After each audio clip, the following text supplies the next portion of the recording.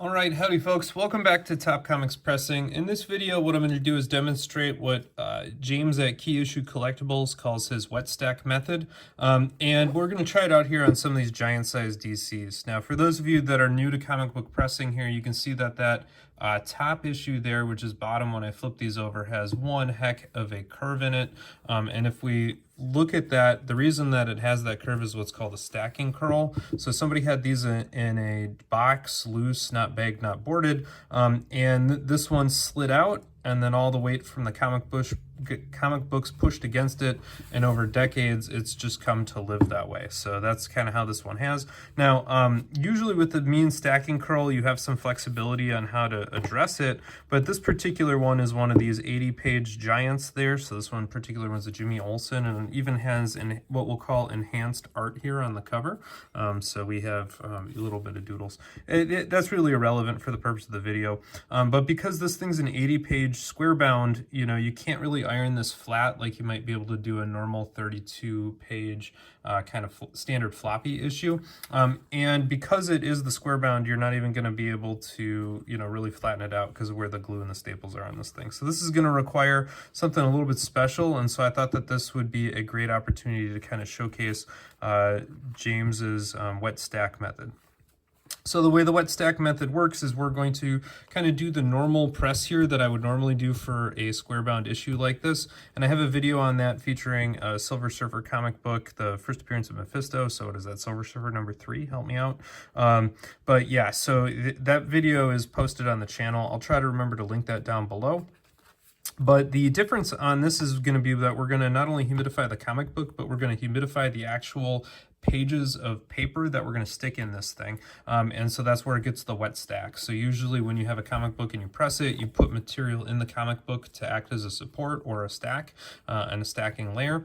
And in this case, we're going to moisten or humidify that stack, hence the wet stack layer. And I have a video here of how I've been humidifying those pages, but we're going to put cardstock under the front cover, cardstock under the back cover, and then about every 4 pages, we're going to put a sheet of paper, and hopefully I have enough humidified sheets of paper. If not, we might have some dry and some wet, and then we're actually going to humidify this thing in addition to that. And so the way I'm going to humidify this is I'm going to open it up to various places and let it humidify for 3 or 4 minutes, and then humidify it for 3 or 4 minutes, and then humidify it for 3 or 4 minutes. And so that overall process is going to be quite pokey, but it's going to give us the overall ability to transfer a lot of humidity. Now, between the wet stack and the over humidification of the comic book, we're going to have a really humid book, and it's going to have way too much moisture. So we're going to have to talk through how to deal with that.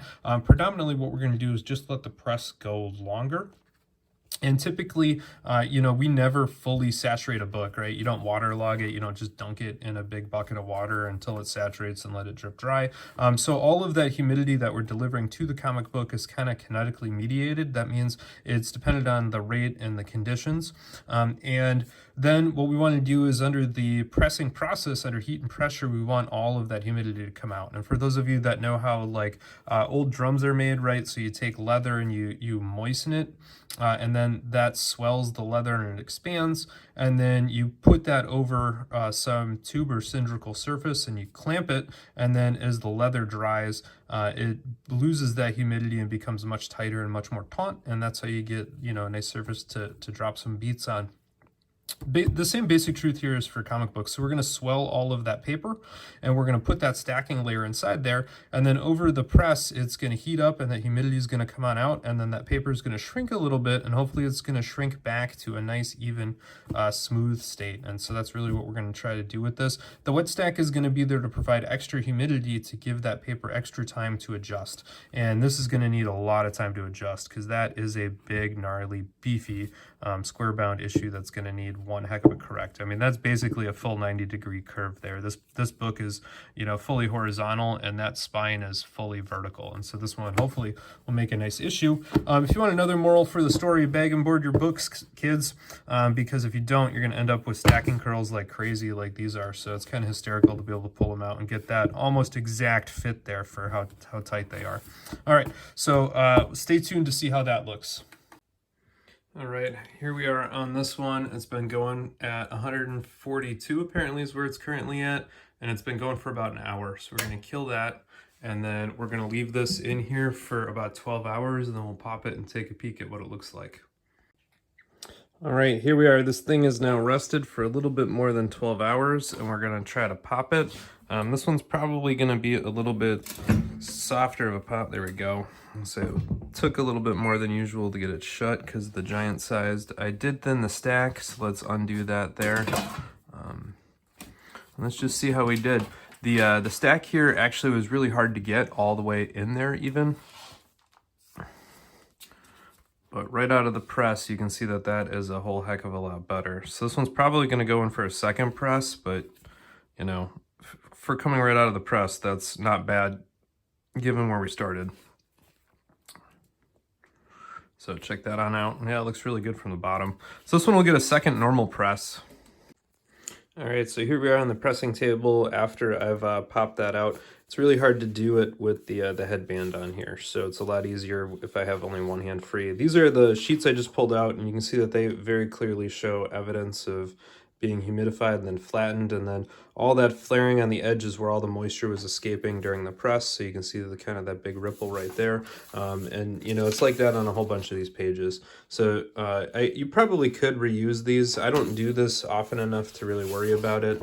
Here's the cardstock. You can see that cardstock definitely has, you know, that kind of characteristic warp to it. The comic book itself has a little bit of a push or a pull to the spine, so it definitely is not 100% there yet. You can kind of see that right here. But compared to how this thing looked before that wet press, you know, I would say that, or the wet stack press, this thing looks a whole heck of a lot better all the way around. So we're gonna go ahead and do this one normal press where I just humidify the book in the tank, and then we're gonna do a normal kind of cookout and bake with it, just kind of how I normally would.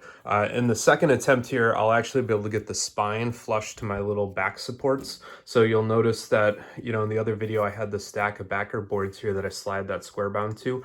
This thing was so warped, I couldn't even get that to fit, so I just skipped that altogether. So that's why that's not present in the video. But you know, for one press coming out of how badly warped that thing was, this at least looks passable now, which I think is pretty incredible, all things being considered.